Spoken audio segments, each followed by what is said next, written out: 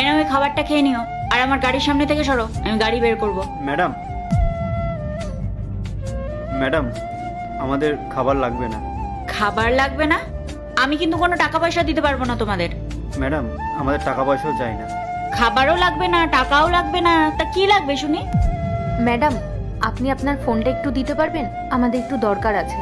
না না, আমি তোমাদের আমার ফোন দিতে পারবো না। যদি তোমরা আমার ফোন নিয়ে খারাপ কিছু করো বা পালিয়ে যাও, তখন আমি কি করব? না না ম্যাডাম, আপনি ভুল ভাবছেন। আমাদের ব্যাগ তো এখানেই আছে। আসলে আমি একটু আমার বাড়িতে ফোন করতাম।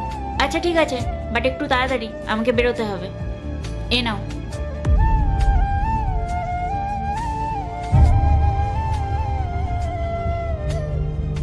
এটা আবার কার নাম্বার?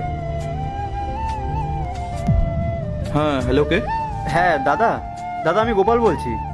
তুই কেন ফোন করেছিস আমাকে? বাড়িতে বেরোনোর সময় তো অনেক বড় বড় কথা বলে বেরিয়েছিলিস। দাদা, আসলে আমরা যখন ট্রেনে করে আসছিলাম না, তখন আমাদের টাকার ব্যাগ, ফোন সব চুরি হয়ে গেছে। আমাদের কাছে শুধু একটা ব্যাগই আছে, যেটায় আমাদের জামা কাপড় রয়েছে। হ্যাঁ, তো সেটা আমার ভেবে লাভ নেই, আর বাড়িতে ফেরার কথা একদমই ভাববি না। না না দাদা, আমি বাড়ি ফিরতে চাইছি না। আসলে তুমি যদি আমাদেরকে কিছু টাকা পাঠাতে, তাহলে আমাদের খুব উপকার হতো। আমি তোমাকে কথা দিচ্ছি, একটা কাজ পেয়ে গেলেই তোমাকে সব টাকা ফেরত দিয়ে দেবো। এই শোন, তোকে না আমি একটা টাকা পাঠাতে পারবো না। বাড়ির থেকে বেরোনোর সময় তো অনেক বড় বড় কথা বলে বেরিয়েছিলিস। আর একটা কথা শুনে রাখ, বাড়িতে ফেরার কথা মোটেও ভাববি না। রাখ ফোনটা এবার। হ্যালো, কেটে দিল ফোনটা। হ্যাঁ গো, এবার কি হবে? তুমি কাকে ফোন করেছিলে? আসলে ম্যাডাম, আমি আমার দাদাকে ফোন করছিলাম। তোমাদেরকে তো আগে কখনো এখানে দেখিনি। কোথার থেকে এসছো তোমরা? কোথায় থাকো? ম্যাডাম, আমরা গ্রাম থেকে এসেছিলাম এখানে কাজের জন্য। হ্যাঁ ম্যাডাম, ও ঠিকই বলছে। ম্যাডাম, আপনি জানেন, আমার দাদা না আগে আমাকে খুব ভালোবাসতো, কিন্তু যেদিন থেকে ও বিয়ে করেছে, তারপর থেকে ও শুধু বৌদির কথাই শোনে। ওরা দুজন মিলে আমার সাথে খুব বাজে ব্যবহার করতো।